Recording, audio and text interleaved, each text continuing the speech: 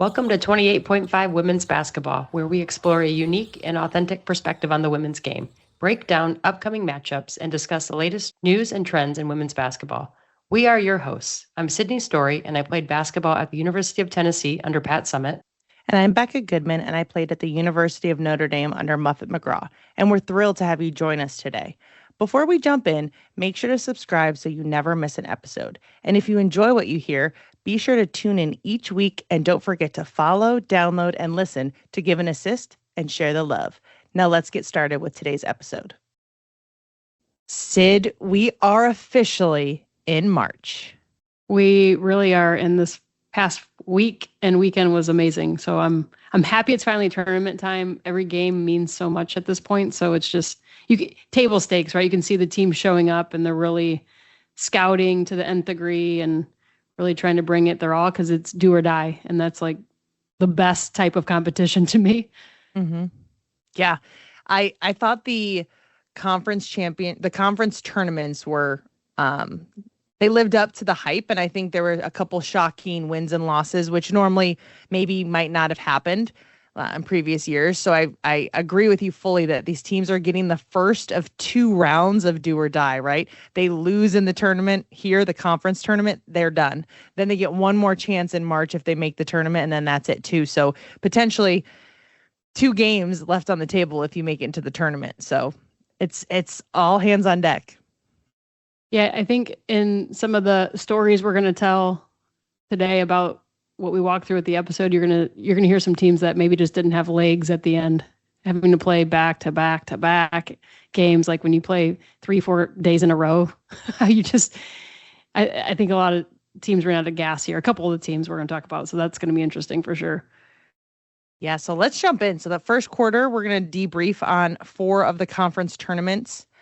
Second quarter, we're going to go into some projected 1 and 2 seeds with some bracketology. Third quarter, we have an update on the Lady Violets from NYU. Fourth quarter is going to be a quick little freestyle, and then we just have a couple reminders just to make you all aware of. Let's get rolling with that first quarter. I think let's start with the ACC, Sid. Sound good? That sounds good. I'm actually really thrilled to be able to say I was so shocked and all in, and just the turnaround that Notre Dame had. Obviously, I'm going to talk Notre Dame, right? They've been struggling this season. It's no shocker. But I just think they decided to really flip the script, focus only on defense, and it made them more confident on offense. So much so that they beat Miami by 15. Then on Friday, they beat NC State, who beat them in the regular season early on, and they beat them by 18. Then we go to Saturday. Sid, they are in the semifinal of the ACC tournament. They went farther this year than they did last year with that loaded team of Olivia Miles, Hannah Hidalgo, Sonia. So I think they really are starting to peak, or at least understand what they have to do in order to win. So I will say Notre Dame did fall to Duke by 2 points. And that was a heartbreaker, but it was a really good turnaround. And it was really good for me and all alumni and Notre Dame fans everywhere to kind of see Notre Dame clicking on all cylinders. So that is my shocking win of the ACC tournament, because I just felt Notre Dame came to play, and that was really good to see. Now, jumping to the final game. So the championship game was between the number 1 seeded Duke versus the number 2 Louisville. I honestly thought Louisville was rocking and rolling there for a little bit. This game was super back and forth, very competitive. There was 5 ties, 11 lead changes. This game did go into overtime, and Toby Fournier fouled out for the entire overtime. So Duke really had to lean on other people to step up, and this was nostalgic Duke, right? Them doing what they used to do back in the day, playing defense, understanding their roles, and producing on offense. So it was very exciting to see that Duke pulled this off, and they beat Louisville by a score of 70-65 in overtime. Sid, what did you think about the ACC finals? I mean, Duke, shout out to them. They just had a really good ACC year overall. They swept it, right? They won the regular season. Then they turn around and win the conference tournament, which is hard to do after having played those teams for the past month or so. And I think it speaks to Kara Lawson. I think it speaks to the maturity of her as a coach now. She's been at it for a few seasons with Duke. It's kind of a little bit of the cherry on the top and what she's been able to build there right now. I think they have a lot of momentum heading into the NCAA tournament. They do hang their hat on their defense, but I think that some teams are really struggling with that right now. All the games they played were very low scoring. And if you watch their defense, they really do a good job. I mean, they hard hedge on all the ball screen action. Their switching action is they just don't make mistakes on defense. So it's really difficult for teams to score against them right now. And then on the offensive end, I think they're finally getting some things done. They're slipping screens, they're making reads. They looked a little bit more fluid on offense, which could be a dangerous combination for Duke. And I think it's a well-deserved win. And I one thing that I noticed about Kara Lawson that I thought was pretty cool, Jess Sims was interviewing her down the stretch in the fourth quarter, and she was so calm in the interview. Slowed down. You can tell was just really thinking through her answer. And most coaches, I think at that point, I think about some of the higher strung coaches like the Kim Mulkeys or even the Jeff Walls when they pan to him. You know, he's red in the face and he's coaching his team and he's so in it and he's so energetic. And that wasn't Kara Lawson the whole tournament. I just think the maturity of what she brings now as a coach, she's so calm, cool, and collected right now. You can tell she's very in control. And I think the fact that she does that, she's able to step back and just analytically watch the game. And she knows the game so well. She's studied it on all facets at this point. So I just think she has her team's trust. And then ultimately they're going out there and executing. I think Toby Fournier had a really good tournament in the past week. If she's clicking like that, if their offense is actually scoring and capitalizing, I think Duke they could make a deep run here in the tournament. Yeah, no, completely agree. It was great to see they were getting interviewed after the game and there was just nothing but like love and hugs and support of like, we got through it. We had a hell of a start to the beginning of the year, but we stayed bought in and we stayed here. And I think that's very telling for a good team because a lot of them could go AWOL or not buy in and really struggle. So props to Duke for pulling it off. Great ACC tournament, I thought. And shout out to Notre Dame. I did think they played really well. Hopefully that helps them get maybe a point or two better on the seed line. You never know here as it all shakes out. Yep, completely agree. All right, let's jump into the next tournament. That's the Big Ten tournament. And we have a couple here, shocking wins and losses that happened throughout last week. One we have is Michigan's loss to Iowa. I think that's crazy to me. I think Iowa's had Michigan's number, right? So they've been able to take care of business a couple times now against Michigan. Michigan, a very good team. We've talked about them all season. But Iowa really stuck it to them, right? So they win that one 42-59. And I think it speaks to the depth of what Iowa can bring when they're really playing well. But obviously their defense, they hold Michigan to 42 points. That's a crazy score, 42-59, a good margin there. And to do that against an offensive-minded Michigan team is kind of crazy there. So shout out to the Hawkeyes on that one. I did also want to highlight Maryland's loss to Oregon. So number 6 in the tournament, they were seeded. Maryland was, and Oregon was seeded number 11. And I just think Maryland really has had kind of a disappointing year this year. I think from a coach with Brenda Freeze and some of the personnel that they have, you know, they think they were capable of more in what they were able to show out and give this year. So it was kind of a disappointing loss to me that Maryland didn't try to make a deeper run in the Big Ten tournament. I just think the Big Ten is so stacked now that you've got teams like Maryland and even like Ohio State that kind of, you know, they're good programs and good teams, but they kind of fall back to the Iowas and the UCLAs who are really, really playing well year after year. Those have become the more seasoned teams and the more blue bloods of the Big Ten right now with how they've been playing. So both of those matchups and games to me were a little bit shocking, but you turn around and you watch Iowa as they head in and they play number 1 UCLA in the championship there. UCLA from the very get on that one absolutely had Iowa's number. They won the game 96-45. So they win back-to-back Big Ten conference championships. UCLA does. And shout out to them because that's not an easy feat with me talking about how tough the Big Ten is right now. But man, Iowa's poor first half performance really set the tone. Even in the first quarter, you could tell it was over. I was in our sheet. We go in here and we mark games and scores and things we want to talk about on the podcast. And after the first quarter, I went in here and I wrote in there, UCLA wins this one bye. And then, because I just knew, I just knew Iowa was kind of toast at that point. I think if you get down to UCLA by that much, you can't really come back. Not with both Betts sisters playing the way they're playing right now. You've got Lauren Betts, who's one of the best players in the country, and 6'7" presence. And then you've got her sister right now who's also playing well, Sienna Betts. I mean, Kiki Rice now brings a ton of maturity at the point guard spot. I mean, you can go on and on and on. I just think you can't afford to get down like that against UCLA and try to turn around and make things right and make up that margin. So just kind of a bummer for Iowa, because obviously you want these games to be competitive, and it really wasn't. 96-45 is really getting your butt kicked in a tournament championship. Like as a competitor, I'd almost rather lose in the semifinals than lose by 40 plus in the championship. That's a hard pill to swallow. I think it just really highlights even more so how different UCLA is when it comes to their skill set, their preparation, their team.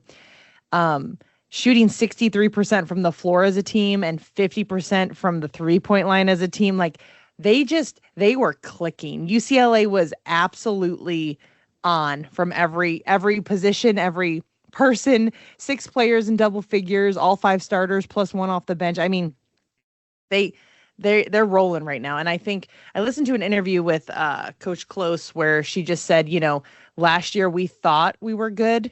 And then when we lost, I think it was really eye-opening for us that, we can have an amazing season. And as we mentioned earlier in the episode, being one and done, that can come quicker than you think if you're not really dialed in. So I think this Big Ten championship and the way they went about winning just really made a big, kind of a big exclamation point on it. My last point to this that I just want to bring up. Do you remember how weird is it that last year we were talking about a USC UCLA final, and it's almost as if USC has kind of fallen off the radar. And again, there's no juju, there's no star power there from what she brings and kind of keeps them in games. Jazzy Davidson, the freshman, she holds her own, but the team as a whole is struggling. And I just think it's crazy the year over year churn of USC, UCLA, and that was their first year in the Big Ten, and it was the hype and the Hollywood and the lights, and then now it's Iowa and UCLA, and it's the scoring, the column of the margin of win is just extreme. It's really kind of shocking. Yeah, I agree. It's almost like they play a different style for sure, and I hope I hope USC is back next year in the conversation, because it's so much fun when they are, because of the Juju Watkins, and now you throw Jazzy in the mix. I think that's going to be awesome actually for the game if that comes back, and I think it should. I also think UCLA is going to enter this March Madness tournament with a little bit of a chip on their shoulder. Mm-hmm. They made the Final Four last year, so they got a taste of it, and I think you've got the Kiki. I think we're going to see. We got the Kiki Rices and the Lauren Betts who are going to put the game on their shoulders, hopefully, here, because I think it's fun when UCLA wins and hopefully makes another Final Four and maybe makes that championship game. But it's going to be tough to do with the Texases and the UConns, and it's not an easy feat by any means, but I think UCLA certainly could make a championship this year. I also, last thing, I promise, completely agree with everything you're saying. The difference in this UCLA team this year is a couple key transfers, right? But let's talk about, just quickly, Sienna Betts. Right? She comes in, she gives a different look. She's equally as tall, she's equally as versatile as Lauren, but you have to focus on Lauren. So at any time, if they're in at the 4-5, you have Sienna Betts today played 18 minutes, 14 points, 7 for 8 from the floor, 7 rebounds, 5 assists. Like this is a post player expanding her game and bringing the team something different that I think is just dangerous in the best way for UCLA. So I'm excited that she's back and comfortably playing. I think she, after the first of the year, she's kind of got her feet under her, and now she's really clicking and gelling with the team. And I think that is going to be a difference maker for them going into the tournament. Yeah, I think they're going to dial in. I really do. And that's what Pat used to say is like, make the Final Four and then you dial in and you go win it all. And I think that's going to be the mentality for UCLA. I would not want to be on their side of the bracket, to be honest. I think that's a tough matchup with the Betts sisters. I think Kiki Rice is a really good point guard. She might not score a ton of points, but she distributes the ball and brings that maturity in what a point guard needs. And I just think they've got the pieces to do it this year. So that's going to be interesting. It's not easy to do though, right? Because every team's going to be throwing their A game. Oh, it's going to be a battle for sure.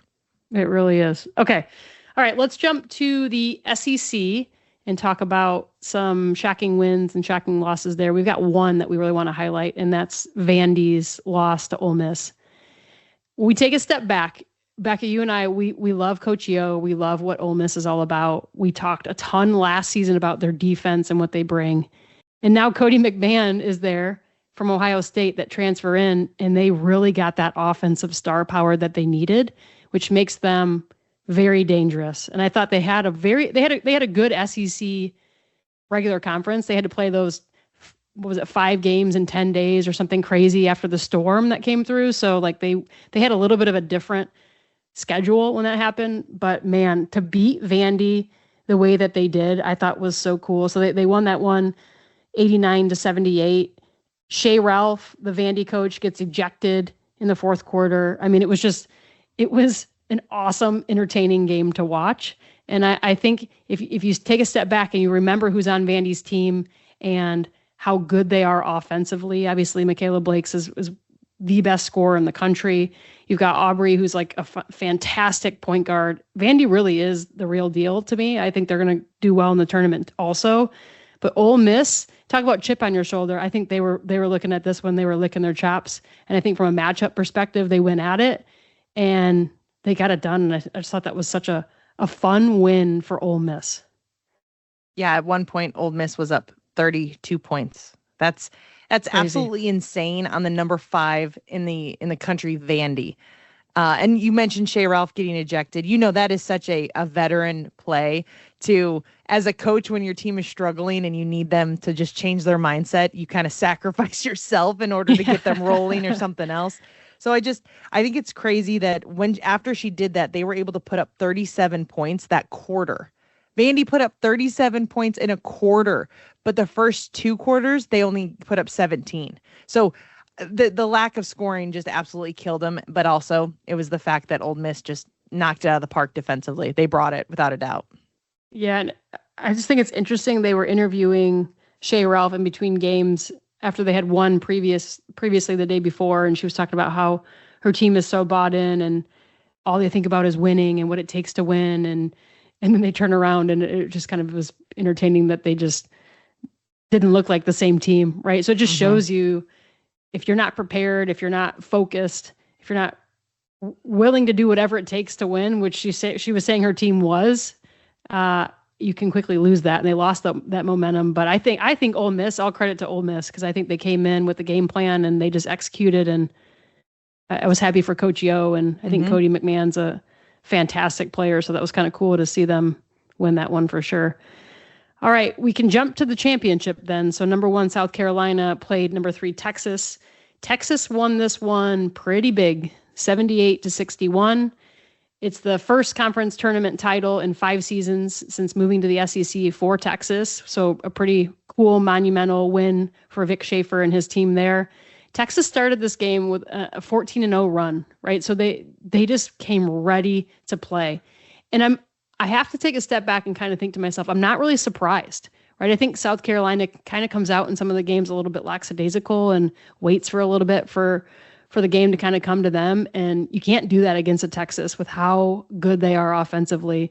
You think about Rory Harmon, how she gets the offense going. You think about Booker being one of the best players in the country and what she does from the mid-range and how you just absolutely have to be ready to defend her and stop her for 40 minutes. And Oldacre, I think, is doing a lot of good things down low. Even if she doesn't score a ton of points, just her presence right now, I think, is really disrupting a lot of teams, even though she's certainly capable of scoring 20 if she wanted to. She's really playing, I think, really well.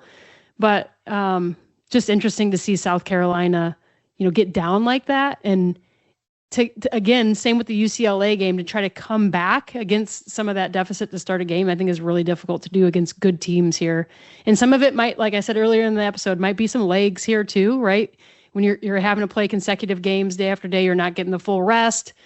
you're trying to hit the hotel and ice your legs in hotel baths, and you're doing whatever it takes. You're extra stretching, extra fluids, all this stuff, but it's not enough sometimes to be able to play full 40-minute games. And some of these players are playing a lot of minutes, and they've been playing a lot of minutes all season. So their bodies are getting a little bit worn down, and it shows in the conference tournament a little bit here. Not that that's an excuse for South Carolina. I do think all the credit to Texas, because they're in the same boat and they were able to turn around and come out and play a full 40. So shout out to the Longhorns. We've been saying it all season. I think Texas is for real this year. Also another team that might come into the tournament with a little bit of a chip on their shoulder, hungry to make that championship game this year. So that's going to be interesting to see where they get slotted in the bracket and what they can do. The crazy part is Texas has kind of had South Carolina's number. They've beat them twice this year, once in the beginning of the year during that tournament that was kind of around Thanksgiving, and then for them to beat them at the very end of the season as well. I think it just shows Texas's consistency, but also, South Carolina got better during that stretch as well. So we're looking at this as like they won again, but I think we need to highlight, and it needs to be known, like South Carolina got a lot better from the beginning of the year, and for Texas to come out and kind of set the tone as they did, shooting, 61% from the field in the first half alone, and Booker only with 4 points. Like, that is amazing for the Texas team. If you can continue to bring that night in and night out, I think it's pretty crazy. I honestly was a little concerned when they played the day before. They looked a little lethargic to me, so I didn't really know what Texas team would show up, but they definitely delivered today. Yeah, absolutely. And the SEC tournament, I thought, was a grind. And it's interesting to kind of step back and look at who played in the championships. There was a lot of more chalk, I thought, in the ACC. The SEC, with what Ole Miss did to me, probably had some of the biggest mix-ups, other than I think one that you're going to hit here with the Big 12. As I look at it, I kind of like more of the upsets in some of these tournaments, and we don't necessarily see that in the women's game a ton. So I think what you're about to walk through with the Big 12, I'm just teeing you up here a little bit, Becca. I think that's a fun one. Yeah, let's do it. Let's roll there, because I think the Big 12 championship in general, the whole tournament was pretty entertaining. Do we remember a couple episodes ago when we did our high-low? My highlight was Kansas State just kind of doing their job, upsetting teams, had a couple upsets against top 25 ranked opponents. My shocking win for this conference is that Kansas State played extremely well. They beat number 21 Texas Tech by 7. Then they went on to beat Oklahoma State by 1. They lost to TCU in the semifinal, 62-74. But that was the first time a 12 seed reached the conference semifinal. How amazing is that? I mean, Kansas State has shown the second half of this season that probably since, around Christmas time and after, they've had a couple upsets, that they're developing, they're buying into the style that their coach is wanting them to play. And I just think they're someone to watch next year. I think they might hit the portal, get some good transfers in. I don't know. I just think they're one to watch, and I'm going to be interested to see how they do next year as well. I'm going to keep my finger on them just because I'm interested. I will say they're probably not going to make the NCAA tournament, but they're definitely going to make a run in another postseason tournament, whether that's the WNIT or something. So props to them and shout out to Kansas State. Let's jump to the actual championship game of the Big 12 championship. This was the number 1 seed TCU playing the number 2 West Virginia. We just mentioned how difficult it is to continue to beat teams over and over again. This was the third meeting between the two teams, with TCU winning the first 2. The first game was at West Virginia, where TCU hit like a buzzer beater 3 at the end. The second one was at TCU and was kind of one-sided. But this one was different. West Virginia definitely came out, set the tone, and they pulled off the upset over TCU. So your Big 12 champion is West Virginia by a score of 62-53. At one point, West Virginia was up 26-23 at halftime with Miles in foul trouble. She had 3 fouls in the second quarter. So, you have to sit out, right? That's kind of, normally you sit out with 2, but they kept her in and she got her third. So then she came out for probably the last couple minutes. Then the start of the third, they put her back in. She started and she picked up her fourth foul within the first minute, which sent her back to the bench. But then obviously they put her back in, and it's just risky, absolutely risky. She definitely had to be extremely cautious at that point. You want her on the floor for her ability to distribute, but nobody else was really knocking shots down. And West Virginia just kept taking it at them. They were offensive rebounding their butts off, working hard, playing good defense, and just had TCU on the ropes the whole game. At one point it was like a 15-point lead, and then it got between 8 to 11. But West Virginia definitely held them off and deservingly won the Big 12 championship. Yeah, shout out to West Virginia. I don't think at the beginning of the season I would have ever picked them to win the Big 12 tournament. So it's kind of one out of left field a little bit, but obviously they come in as the 2 seed and just took care of business. So pretty cool win for that program. I think a clean game overall. West Virginia only had 10 turnovers. TCU had 11 turnovers. So a lot of good basketball that was played for sure. But West Virginia coming out on top. Go Mountaineers. All right, let's jump into some projected bracketology, because at this point we won't know until this coming Sunday when they do the selection show at 8 p.m. on ESPN. But if you look at some of the projections today and who should be the number 1 seeds, the number 2 seeds, and then where things are shaking out, as of right now, UConn would get a number 1 seed, which I think that's fair to say will stay put. If anything, they're going to probably be the overall number 1. You've got UCLA that will get a 1 seed, especially after beating Iowa in the Big Ten championship. Then you've got Texas at a number 1, which I think is pretty solid after beating South Carolina.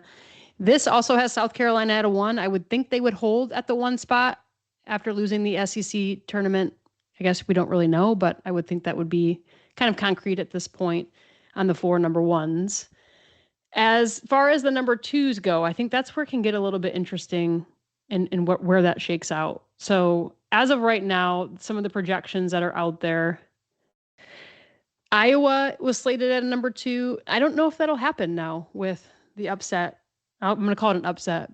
UCLA was supposed to win the Big Ten championship, but I'm calling it an upset for Iowa because they got beat so bad. Sid, it was upsetting how much they got beat by. It really was a rough game. So they might drop to a 3. I could see Duke, who was projected at a 3 before, slotting into a 2 spot after winning the ACC tournament there and how well they played. And to be honest, they've earned it throughout all of ACC play. So I wouldn't be surprised if Duke actually got that 2 spot. You've got TCU that was slated at a 2. They could also fall back after losing to West Virginia. I think that'll be interesting really to see who gets the 2 spot overall. Vanderbilt slated at a 2. So that'll be interesting to see if they fall back some. And then I think LSU at the 2 spot might hold, might not, right? They also lost a little bit earlier and didn't make the championship for the SEC tournament there. So I think the 2 spots are up for grabs, to be honest. It'll be interesting to see where they slot them in. I think Louisville losing to Duke kind of solidifies them at the 3. I think Michigan losing to Iowa the way they did, 3, maybe a 4, but probably a 3.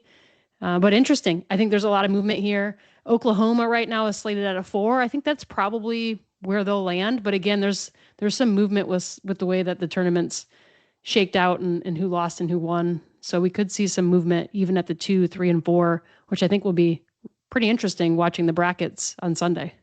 Yeah, just looking at the Fort Worth region, 4 there is Maryland. I feel like that might be a bit of a drop there. And Ole Miss was the 5. So who knows? Ole Miss, the way they kind of showed out there in the conference tournament, they might be able to move up 1 or maybe even 2 spots. Yeah, it really shows like all the way to the buzzer. You got to take care of business and win some of these games. And I think there's some mixing up that's going to happen after this past week for sure. So it should be fun. I'm excited. I think these brackets and where you get seated, it really matters, right? Because it's going to line up who you're going to have to play and who you're going to have to beat to keep winning. And those number 1 seeds, if they hold the way they are, we got UConn, Texas, South Carolina, UCLA. You got to play one of those 4 to keep winning at some point, and that's really tough no matter what quadrant you get put in. Sid, if you were at Tennessee with the team that you had in your prime and you had to play one of the number one seeds, who would you feel confident going up against? And I don't this isn't a fair question. I'm just winging this, but I was just trying to see like how would my team match up, so I just wanted to ask. Oh man. Texas scares me probably the most because I think they're so well coached, and I think Vic Schaefer is such a strategist at the game. And if they're on and they're playing their A game, I think Texas can beat anyone in the country. So Texas is the first one that I'm like, ooh, I don't want to play Texas. I might go with a UConn just because they don't play anyone really in their whole conference season, right? Like I couldn't tell you the last time I watched UConn play a game. So I think they're a little bit less tested right now heading into the tournament. Whereas, South Carolina might not be the strongest on paper to me right now, but they've played a lot of tough games. They've been tested. Dawn, I think when they lose and they just lost to Texas, they go to work and they get better. So who knows? South Carolina might be playing really well in the tournament here, like they did last year, right? So I don't know. I think UConn. I think I'm going UConn just because they haven't been as tested. I think that's fair. I think that's like extremely fair. We haven't been able to highlight it, but today UConn will play Villanova for the Big East Championship. So that's who they will be taking on for their conference championship. But I agree with you fully. UCLA scares me, just their versatility, their depth, their size. It's not like anything normally out there skill set wise, but I agree. Vic Schaefer with the skill and the talent he has on his team, and I'm even talking the backup point guard Preston. She came in for Rory Harmon, and it was like they didn't miss a beat. They almost got better in different ways. She brought energy. She brought a level of swag. She got up defensively. I just think they're scary, and with those the Texas and my statement being UCLA being an iffy one too. So yeah. I think it's going to be interesting to see who actually wins this thing too. We're kind of going to go off on a little tangent here. I kind of want UCLA to win it all because we haven't seen a Big Ten school win on the women's basketball side since, what was it, 99 with Carolyn Peck and Purdue. I mean, it's been over 25 years. Yeah. So it'd be fun to see a Big Ten school win it, right? And I think UCLA, to all your points, they have the skill set and the personnel to do it. Completely agree. I think it would be good to not see, like, honestly, a UConn South Carolina the last 5 years or so. So I think I'm Texas or even UCLA. I completely agree with you, just from the Big Ten perspective, kind of getting a dub there as well. All right, jumping to our third quarter, we wanted to provide just a quick update on the New York University Lady Violets. We highlighted them previously in other episodes, just their undefeated season, how they have a winning record that ties and even trumps UConn's winning record. They're still currently undefeated in D3, sitting at 89-0. 27-0 overall this year, 14-0 in conference. So the update there is they're still winning and still winning big. Their head coach, Meg Barber, she's been there for 8 seasons. Her current record is 177-21. So a nice winning percentage of 88 there. There's one more game that they have before reaching the Elite Eight, which will take place on March 14th. So excited to see how they round out the season. We'll make sure to keep a pulse on them just because this is winning at its finest, and definitely something that is going down in the women's basketball record books at every level, just for the streak that they're on and the success that they've had. Yeah, it's amazing to win that many games in a row. Doesn't matter the level. I mean, to do that and play in the same conference every year, and that's amazing. It really is. What an awesome feat. All right, let's jump to our fourth quarter. A little bit of a quick little freestyle here where we're just kind of going to go around the horn with anything top of mind. And I have some things that are top of mind for me. So the first thing, and this isn't pertain to basketball specifically, but go figure, it's NIL, it's the impact it's going to have on our game, and it's going to trickle down to any and all sports because that is kind of, football's normally the sport that breaks the chains and makes the way, and then everyone follows it because they're the ones wanting to create that revenue, get those recruits. make sure they get the best of the best for their school. So just a fun, not fun fact, there's a new recruiting tool that coaches are using, and it's a loophole trying to get certain states, specifically Mississippi and Arkansas, to pass bills to waive state income taxes on NIL and revenue sharing payments to college athletes. So it's a no income tax trick that they're trying to basically pass. And this is because they don't want to lose 5-star recruits to other SEC schools like Texas, Florida, and Tennessee, where there is no state income tax there. So, Sid, we're talking about telling teachers, firefighters, cops, the medical field, we're going to tax you on your salary, whether it's 50K to 120K or more. But this wide receiver that's going to Ole Miss, who's making 6 to 7 figure deals, they don't have to pay state income tax. Like, this is where we're at, and this is the level of mess that is going to continue, these loopholes and these rule changes and these bills, because we don't have a handle on NIL, and this was kind of rolled out in just like a free-for-all fashion.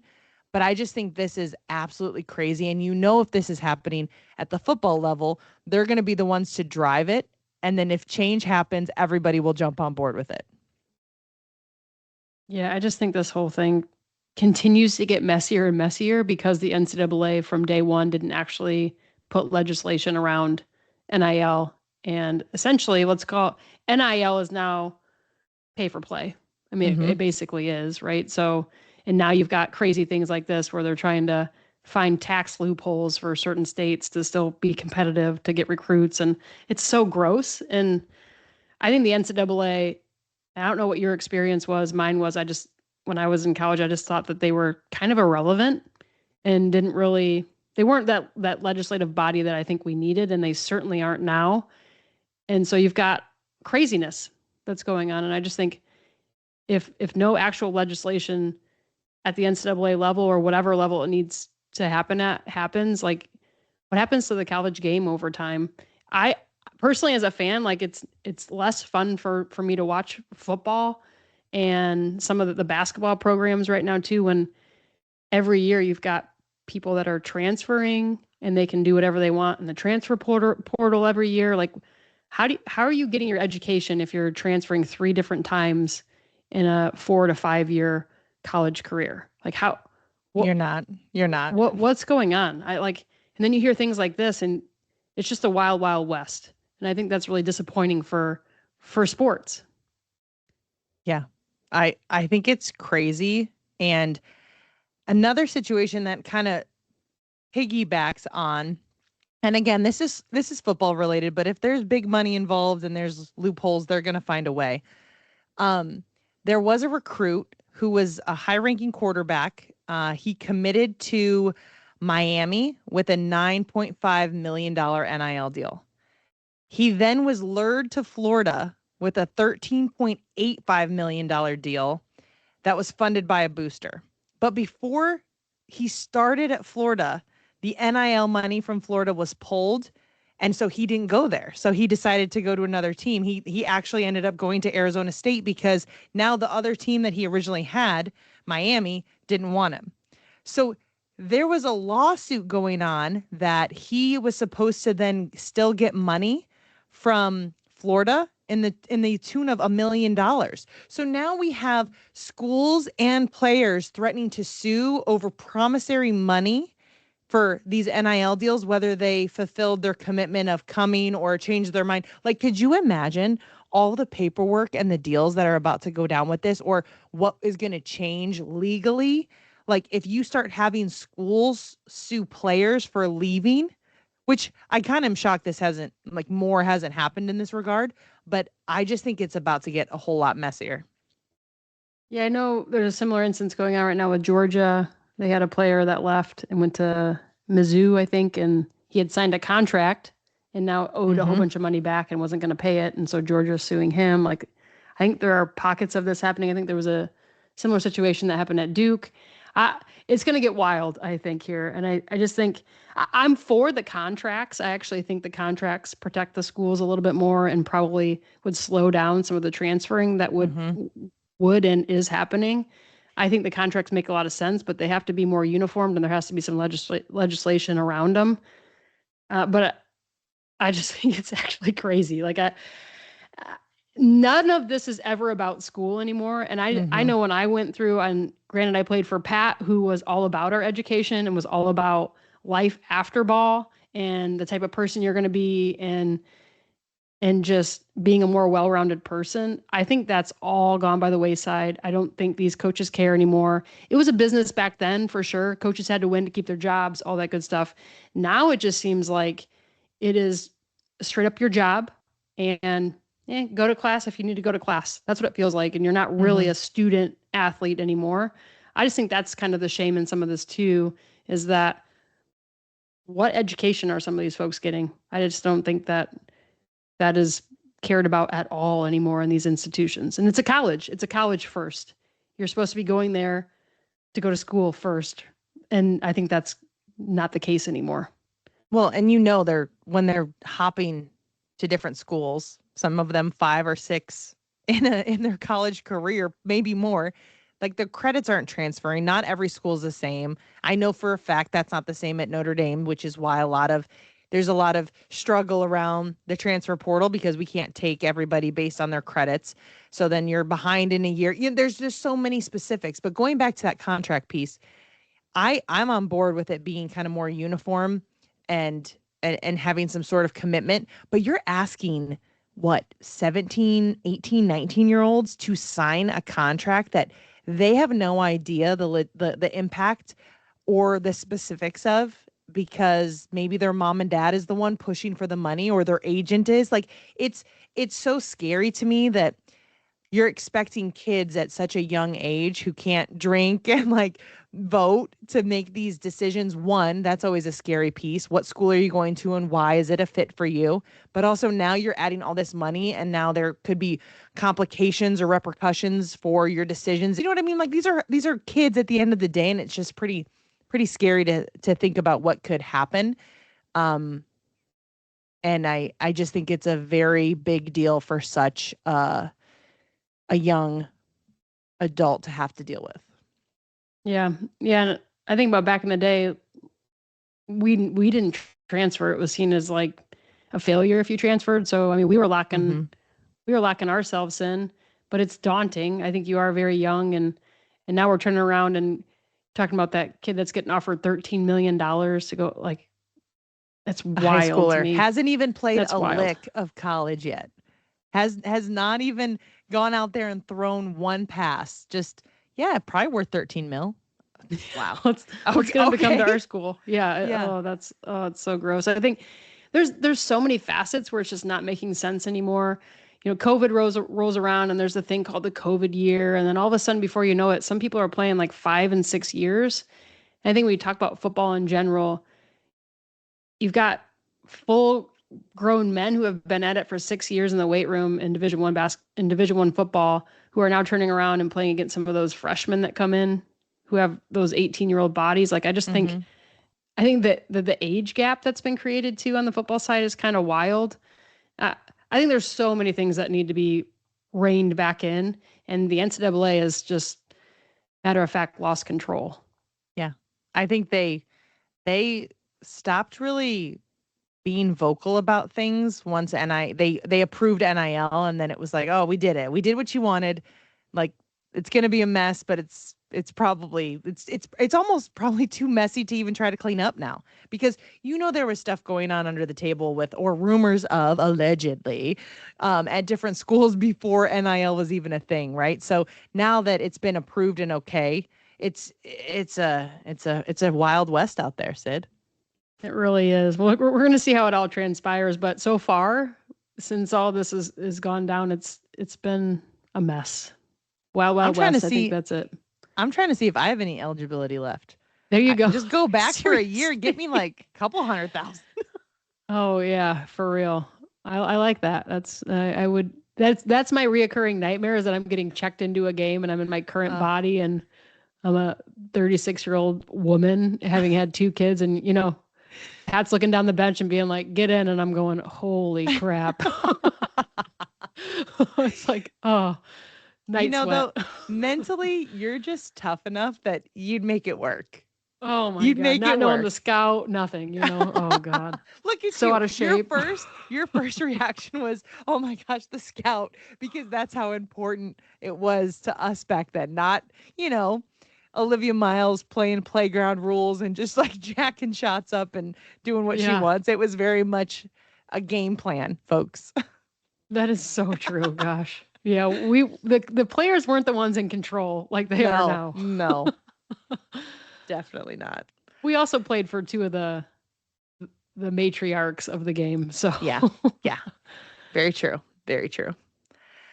All right, so we have just a couple quick reminders. Number one, we want to make sure you guys catch that bracket reveal. March 15th, the selection show is at 8 p.m. Eastern on ESPN. And we are going to have our next episode March 23rd. So we'll post after the bracket reveal, we'll post a nice little social media about the brackets, what it is, but we're not going to meet and kind of have a debrief episode just because we're all going to be watching the games and dialed in, but we'll have a follow-up episode after those first couple rounds. yeah, so stay tuned for the next one on March 23rd. I really appreciate everyone tuning in and listening each week. It's fun for us, and we just enjoy that folks listen. So thank you. And we're in tourney time. It is March Madness, Sid. And let the madness begin. I hope there's like some Cinderellas in the women's game. Wouldn't that be so cool? Wouldn't it be awesome if like a team makes a Final Four and you'd be like, no way would I ever pick this team? That would be so cool. I want it this year. I don't want it to be chalk. I want it to be some upsets. Sid, it could be Maryland. Oh gosh. It could be. Maybe they come out looking like a brand new team. You never know. You know what? When you are one and done and your back's against the wall, you play it, you give it your all. You never know what could happen. You never know. Hey, could be the fight. Could be the fighting Irish that come in and just come in and swinging. Yeah. Hey, I'd be down for that. Go Irish. I don't think it's worth joking about my Lady Vols because I don't think we have a shot in hell. So that's unfortunate. Oh, that was a downer. But anyway, back to the fact it's March Madness. We're looking forward to it. And we're going to be eager to see how the bracket plays out just like you all. So thanks very much. And we hope you enjoyed this one and see you during the madness. We'll see you then. Talk soon, Beck. See you, Sid.